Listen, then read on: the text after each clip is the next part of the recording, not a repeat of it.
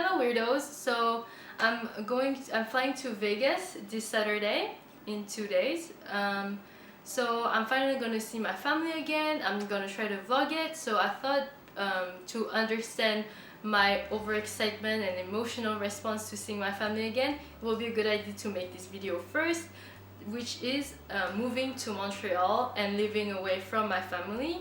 And if in my vlog I seem overexcited or over emotional, it's not because I'm an over emotional person, but it's just because I haven't seen my father and my sister for a year and a half, which is really long, and I'm pretty excited to see them again. I saw my mom recently because she came to visit me in September.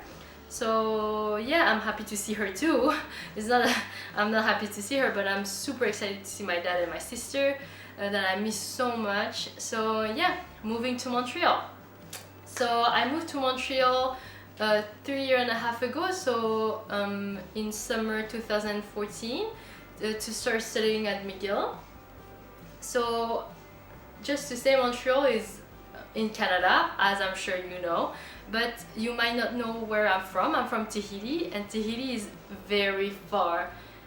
There is no direct flight from Montreal to Tahiti, so because you might not know where Tahiti is located on the globe, you can't even see it. It's a tiny point in the middle of the Pacific Ocean. I'm gonna try to insert a map somewhere if I can. It's just to show you how Tahiti is far away from everything, and especially Montreal. So it's very hard to go home or for my family to come see me.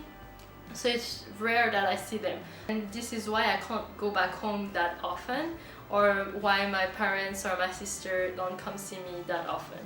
So yeah, I moved here to start studying at McGill in this hotel, Faculty of Management.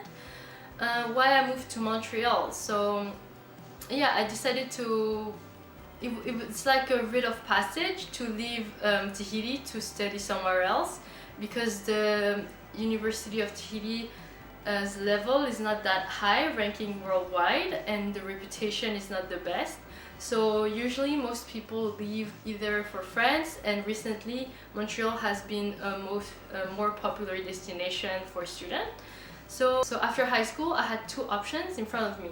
I could either first, one, go to France and study law. As my dad's a lawyer, I will be sure to have a job at his firm and everything. Or two, going to Montreal and studying business. Because I don't really have a passion or know what I want to do, I feel like business is a very good option for anything. It's so broad. I also wanted to study in English, so Montreal seemed to be the best option for me. There is a big European influence in Montreal, so it was really a mix between France and America, and this is what I really wanted. So in 2012, my parents and I went on a cruise from Boston to Montreal so we could visit some part of Canada, and our last stop was in Montreal. So we visited the town, the city, and we walked on St. Catherine, Old Port, to see if this will be a city I would like to live in.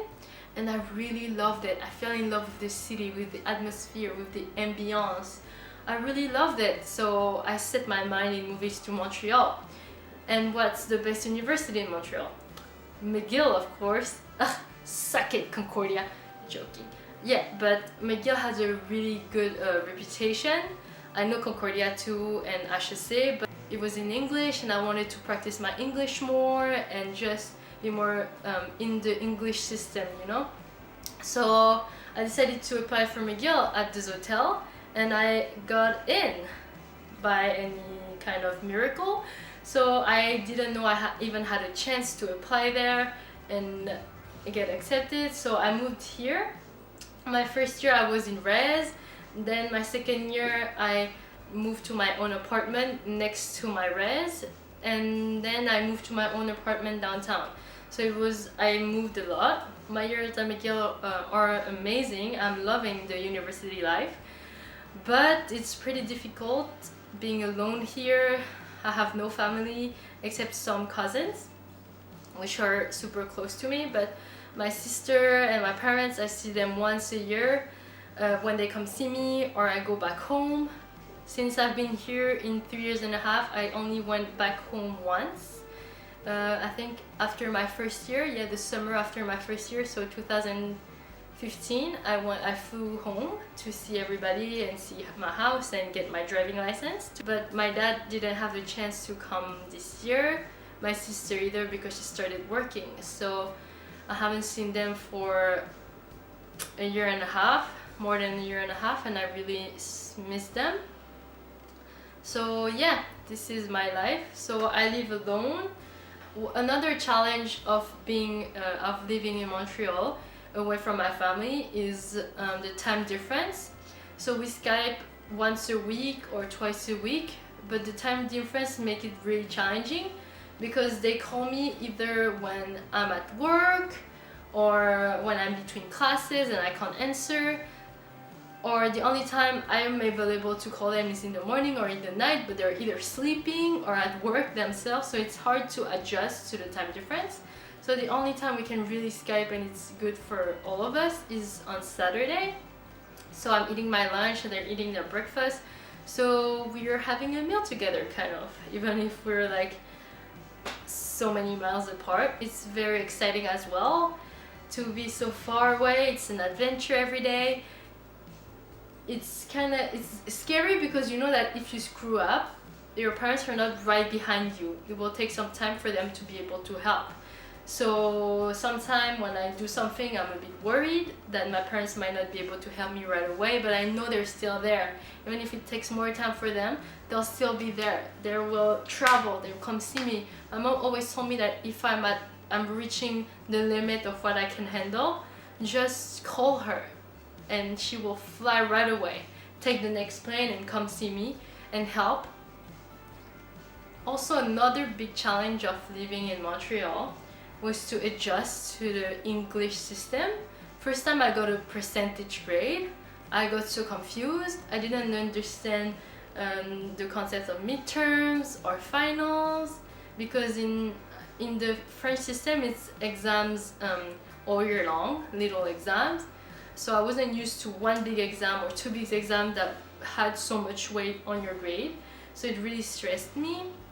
Assignments, also adjusting to speaking in English and having finance classes and accounting classes in English was pretty challenging. So I wasn't really used to that, but I make it work. Yeah, having all those things online, because in Tahiti the internet is not something we can access easily in public places, or even at home. Internet is so slow, so we don't work based on the internet. So when I moved here, everything is online, like Google Docs. I didn't know what a Google Doc was when I arrived here, so I looked so stupid. When I realized that everyone could work on one document together, I was so scared when I saw the mouse moving by itself and changing the text. I got so confused, and now that I look at it, I'm so ridiculous. It's like the basic now that I'm in my 4th year at McGill. So things like that, you know, that I was not used to, having courses that were recorded, so you don't even need to go to class. This is something new. I didn't have that.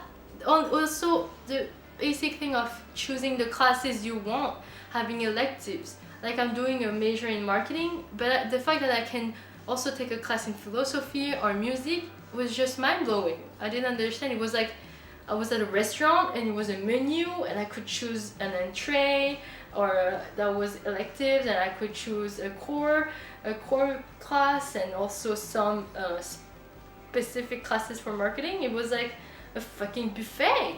I could choose whatever, and that was so crazy. I wasn't used to that. In France, I was just used to having a timetable, them telling me what class I have when, and just follow that. I wasn't used to me having to make my own decision, making my own choices to which class I would want. Deciding was something new too. Having all those university services available. So it was really difficult to adjust to just my parents left me here and flew back home for me to adjust to the university, for me to adjust to living alone, for me to adjust to Montreal and speaking in English. It was really challenging at first, but it was a good challenge. And now that I look back at it, I'm so happy I did it because it's amazing. Now I feel more independent, I feel more free. I do miss home sometime, but I love Montreal, so this is not too hard for me, you know. I have an amazing apartment, super good location downtown, on top of the metro. McGill is like 10 to 15 minutes away walking. I have all the malls 1 block away.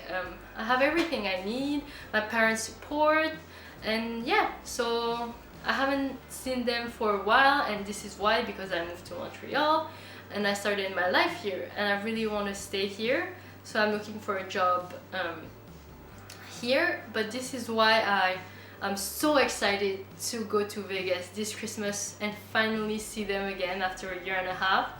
Montreal was a big step in my life, and I'm really excited that I took that step, and I know that Montreal is going to offer me so much more in the future, and I'm excited to see that as well. I'm so happy here, and I just feel like I finally find a place I belong to. It was just poof, open my eyes, like putting glasses to a new world and finally seeing the world how it is, instead of just being in one little remote location where things have always been the same. So it was pretty amazing to move here. I love living in Montreal. There's so many activities to do all the time: winter activities, summer activities, spring activities, sport activities, art activities, movies. There's so many things to do. It's crazy, it's insane.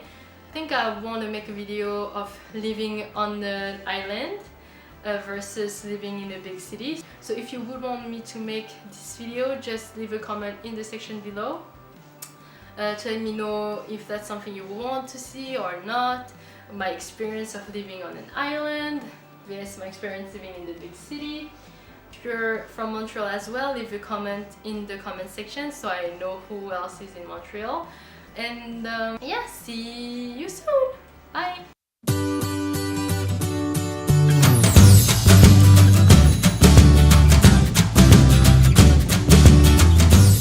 Took that challenge on. Oh my god, someone just fell. Oh, you okay? Oh no.